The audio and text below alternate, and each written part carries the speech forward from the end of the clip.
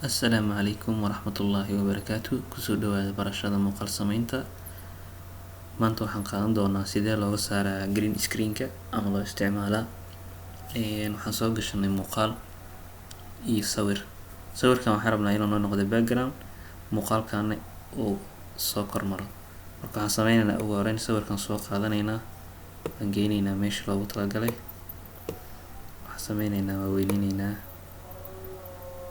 waxaan soo qaadanaynaa muuqaalka qaybta kore aan geynaynaa, sawirka waan jiidaynaa ilaa iyo cabaar. Okay, muuqaalka yari asigana aan soo yara weynayno.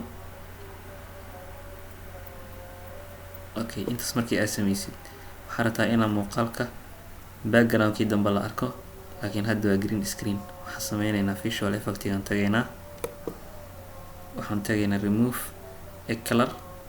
inta kusii day kartaa ama inta labada midka aad jeceshahay waa isla meeshii mid kamid iskaga day.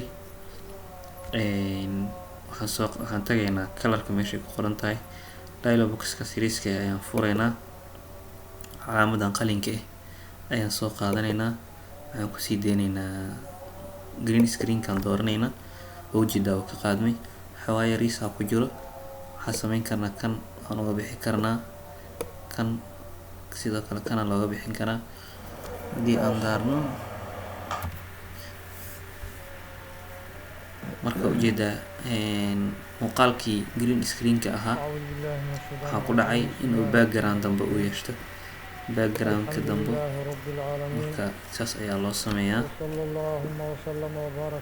markaas intaas ayaan kusoo gabagabeyn doonaa. Assalaamu calaykum waraxmatullaahi wabarakaatu.